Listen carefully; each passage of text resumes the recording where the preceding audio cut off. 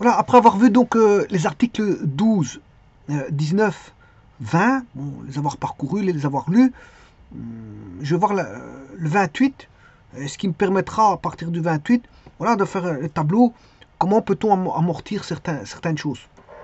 Voilà. Donc il faut connaître la législation, parce que sans la législation, bon, on ne peut pas faire n'importe quoi. C'était le but de ma vidéo, quand j'ai parcouru les articles, on va dire 12, 19, 20. Voilà, en gros, ils ne sont pas complets ici. Mais maintenant, rien ne vous empêche d'aller sur Internet, comme j'avais indiqué. Bon, ici, bon, vous voyez le CNC, qui est la commission, voilà, la commission des normes comptables. Bon, vous met quelques petites lois. Voilà, ici, vous pouvez lire. Voilà, ici, vous avez... alors, bien sûr, ici, c'est la loi du 8 octobre 1976. Vous voyez, c'est celle-ci. Bon, et alors, vous savez très bien qu'il y a des lois qui sont abrogées. Voilà, et puis d'autres qui sont remises en vigueur. Voilà, d'autres années. Une loi peut être abrogée et refaite une autre année. Et donc mise en vigueur une autre année. Certaines lois sont abrogées, etc. Alors, les méthodes, il y a différents types de méthodes. Ici, il y en a 4 qui sont, voilà, méthode d'amortissement, la méthode linéaire. Ici, il y a la méthode comptable d'amortissement dégressif, il y a la progressive.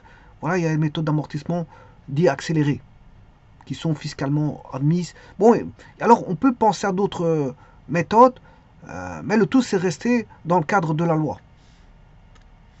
Voilà. Ici, bon, vous avez encore voilà, des arrêtés royaux, voilà, du 6 février 2001 et du 30 janvier 2001, ouais, que vous pouvez consulter. Donc, je mettrai en lien tous ces articles.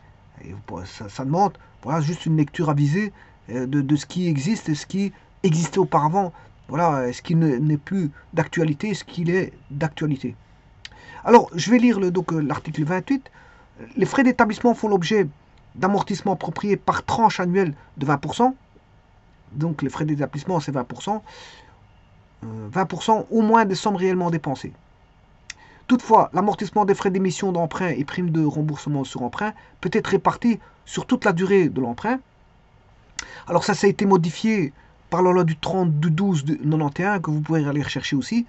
Les immobilisations corporelles et incorporées dont l'utilisation est limitée dans le temps font l'objet d'amortissements calculés selon un plan établi par ce qu'on appelle l'organe d'administration de l'entreprise, acté dans les livres des inventaires. Donc c'est établi par l'organe d'administration de l'entreprise. Donc acté dans les livres des inventaires. C'est l'article 7 de la loi du 17 juillet 1975. Les règles d'amortissement sont résumées dans cette annexe.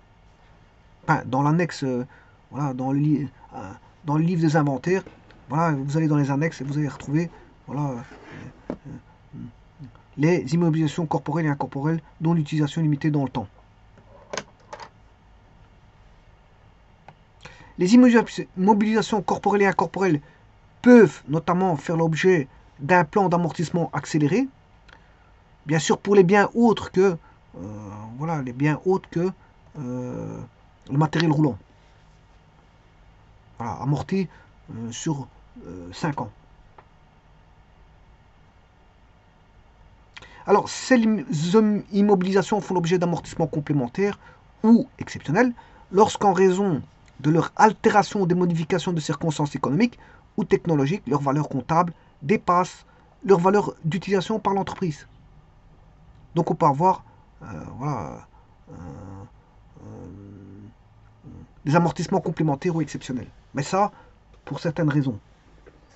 Voilà, et donc, ceci termine, c'est l'article 28. Hein, l'article 28. Donc, et à partir de ça, bon, l'article 28 dit beaucoup de choses déjà, notamment, comme je vous ai dit ici, on peut aller rechercher des choses ici, voilà, les amortissements dégressifs, progressifs, au prorata temporis, voilà, et calculés en fonction de la législation.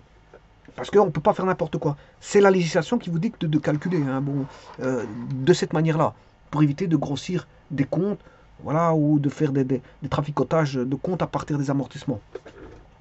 Donc ici, le tout, il faut respecter la loi, parce que justement, l'article, je vous rappelle que l'article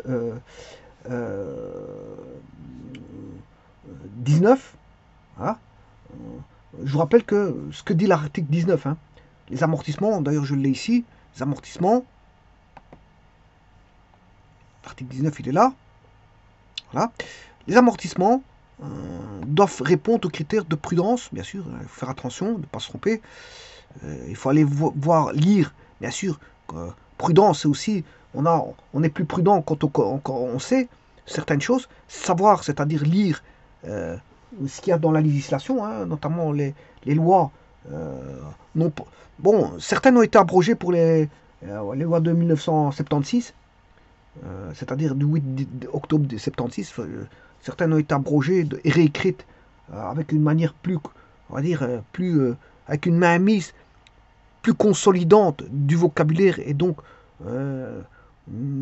élaborant un peu plus le signifiant et le signifié, puisqu'en fait, les textes de loi vont s'élargir, bien sûr, en contenu et en contenant, pour viser tous des cas de figure. Hein.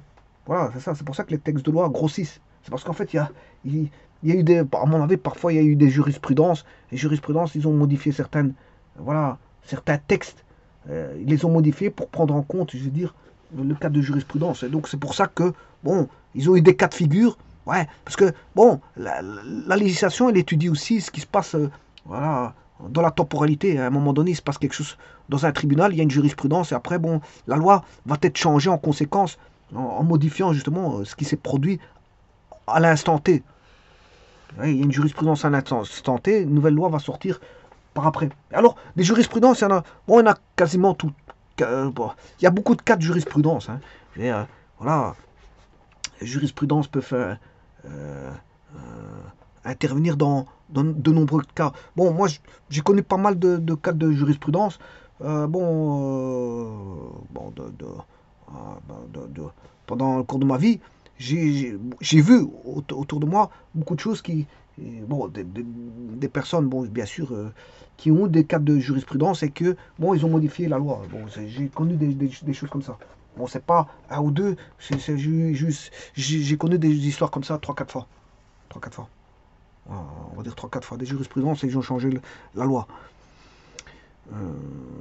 Notamment par rapport aux assurances, par rapport voilà, au milieu scolaire, au milieu, voilà, différents milieux. Quand il y a une jurisprudence qui n'est pas pris dans le cadre de la loi, bien sûr la personne elle est condamnée, mais après il y a une jurisprudence qui se fait, ils changent la loi. Voilà, ils vont changer la loi. Condamné ou pas, bon, peut-être condamné ou pas, ça dépend du tribunal, ce qui est établi au tribunal. Bon, voilà. Donc ici, les amortissements doivent répondre bien sûr aux critères de prudence, c'est-à-dire qu'il faut connaître quand même la loi pour être prudent et savoir ce qu'on fait par rapport voilà, aux écritures comptables, notamment ici, dans ce cas-ci, je traite les amortissements. Donc au niveau des amortissements, on demande de la prudence. Il faut faire suivant ce qui est édicté par la législation, ça c'est une chose. En plus de ça, il faut être sincère, parce que bon, s'il y a une malhonnêteté dans les écritures comptables, ben, je veux dire, ça c'est ce qu'on appelle de la triche, de la magouille, du traficotage. Bon, ça c'est autre chose, ça n'a plus rien à voir. Là, c'est, je veux dire, susceptible voilà, de tomber sous le coup de la loi et donc, bien sûr, de faire, je veux dire, de comparaître vis-à-vis d'un tribunal de commerce. Comme un tribunal de commerce. Et donc, on demande la sincérité dans les écritures. Bien sûr, on peut se tromper, hein, ça peut arriver, c'est pas un problème. Maintenant, si on a détecté son erreur, tant mieux. Si on l'a pas détecté, s'il y a quelqu'un d'autre qui va le détecter, tant mieux. Si la personne ne le détecte, c'est embêtant. Bon, je veux dire, bon, si ça passe comme ça dans les comptes, je veux dire, si c'est des petits chiffres, ça va court. Mais si c'est des gros chiffres, bon, ça se verra tout de suite, de toute façon. Les gros chiffres, ça se voit tout de suite. Ce qui se perçoit le moins, c'est les petits chiffres. Maintenant, une somme de petits chiffres erronés, c'est vrai que ça demande des examens. Hein. Bon, des examens, voilà, des examens par des examinateurs extérieurs, bien sûr, à votre entreprise, qui vont venir, je veux dire, contrôler, faire des contrôles, hein, c'est ce qu'on appelle des contrôles, des examinations, voilà, qui peuvent être des examinations, des contrôles judiciaires. Attention à ça. Voilà, c'est pas forcément un contrôle, je veux dire, d'un, comment on appelle ça, d'un organe d'État, mais ça peut être quelque chose de, je veux dire, plus centré sur voilà, le tribunal, voilà, de commerce, voire tribunal autre, hein. Voilà, différents tribunaux qui peuvent être mis en application dans le cadre, je veux dire, d'affaires, voilà, de- d'affaires sournoises dans la comptabilité. Parce que la comptabilité, on peut se tromper, mais on peut tricher. Et si tricher, bon, c'est hors la loi. Voilà, donc ça, c'est condamnable, hein. La triche est condamnable, on va dire ça comme ça. Bon, donc, ce qui va demander, donc, bien sûr, comme j'ai dit, la sincérité et bien sûr de la bonne foi, c'est-à-dire la confiance. Donc, c'est sur base de ça que, bien sûr, toute écriture comptable qui va suivre, bien sûr, le calcul, bien sûr, ici je parle des amortissements, le calcul des amortissements, vous devez faire le calcul suivant ce qui était édicté, énoncé par la loi. De toute façon, je ferai un tableau d'amortissement. Comment, sur base de quoi la législation, je veux dire,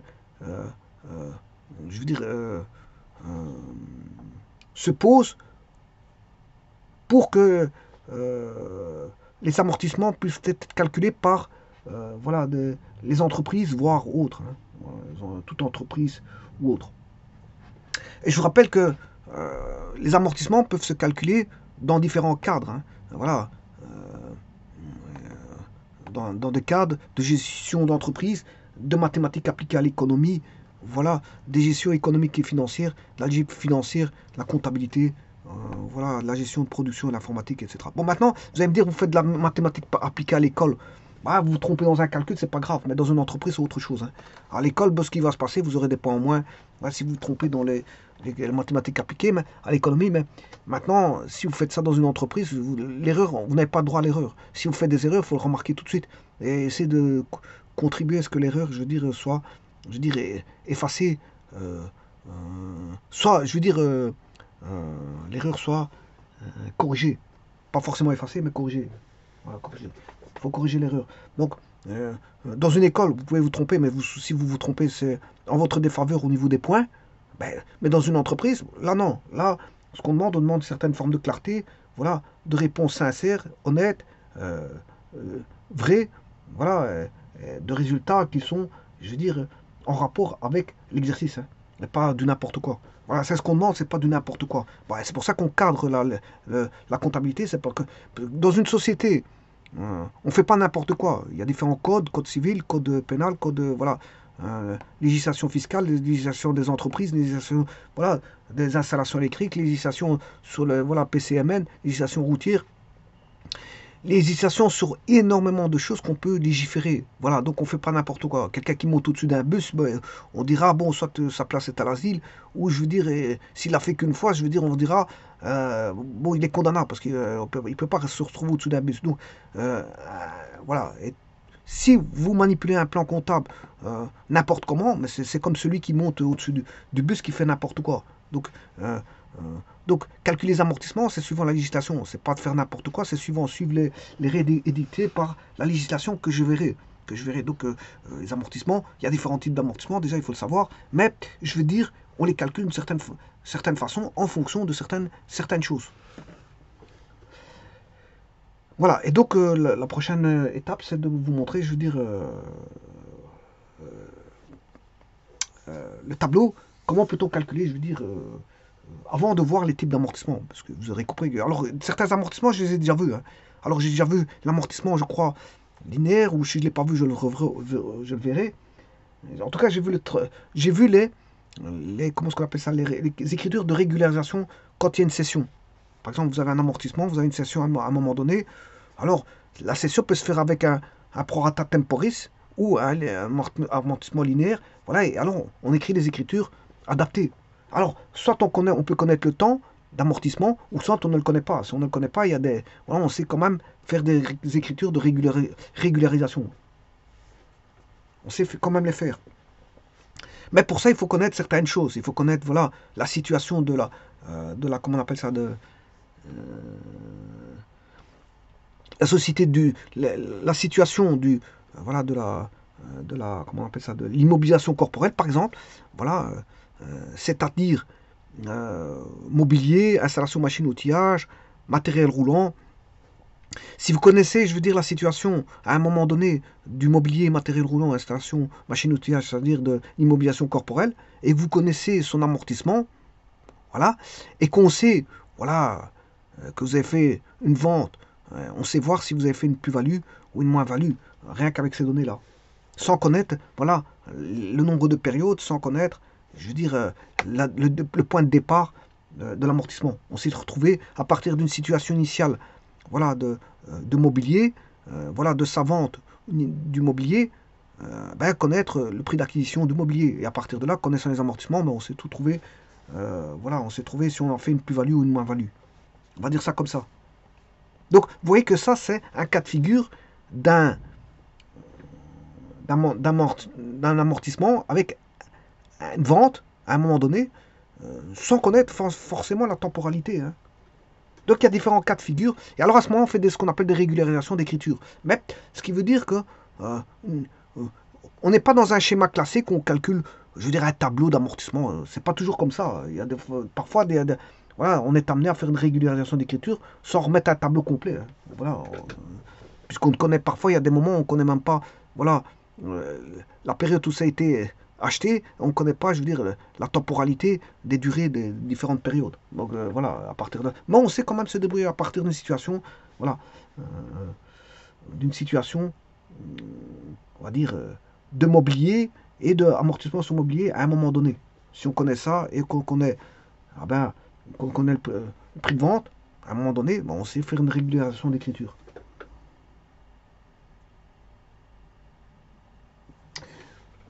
Donc ça, c'était pour vous montrer un petit peu l'article 28 qui va, voilà, se baser sur un petit peu, sur un tableau. Comment faire les tableaux, comment faire un tableau, enfin, un tableau qui va entrevoir ce que la législation nous permet et de calculer l'amortissement en fonction de ce que la législation nous permet. Voilà. Et donc, je vous rappelle, dernière chose, c'est que le citoyen est toujours lié dans les deux sens à la législation. Il peut faire appel à la législation comme il peut, je veux dire, se conformer à la législation suivant certaines règles. Voilà. Et bien sûr, la législation fait partie d'un environnement. Alors, la législation de quoi? La législation, je vous rappelle, c'est un sous-domaine. Hein. C'est un sous-domaine. Parce que la législation, on peut avoir la législation des entreprises. Ça veut dire que l'environnement, c'est l'entreprise. Si maintenant, vous êtes dans un certain pays, l'environnement, c'est le pays, la législation, c'est l'environnement, la législation, c'est la législation de l'environnement où vous êtes, c'est-à-dire du pays. Donc, c'est un sous-domaine. Le domaine, c'est un pays, c'est, on va dire, comment on appelle ça, l'entreprise, c'est différents milieux. Il y a différents milieux où on peut considérer qu'on a, par exemple, vous êtes dans la rue, vous êtes tenu, je veux dire, à la législation, je veux dire, civile. Si vous êtes dans un milieu militaire, si vous faites des actes répréhensibles par la loi militaire, vous êtes sous le code de la législation militaire. Voilà, donc c'est pour ça que je dis que la législation est le fruit d'un sous-domaine. C'est un sous-domaine. La législation est un sous-domaine, parce qu'il y a différentes législations. Voilà, si vous faites la comptabilité, là, vous faites dans un environnement, voilà, l'environnement est l'environnement, voilà, des entreprises, c'est-à-dire que, et plus particulièrement de la comptabilité. Donc la législation, c'est un sous-domaine de la comptabilité. Et donc, c'est justement ça que vous avez ici. CNC, c'est les commissions des normes comptables. Vous avez ici ce site ici, voilà, qu'on peut retrouver d'innombrables lois et beaucoup de choses, hein, des calculs de toutes choses. Voilà, des calculs de toutes choses.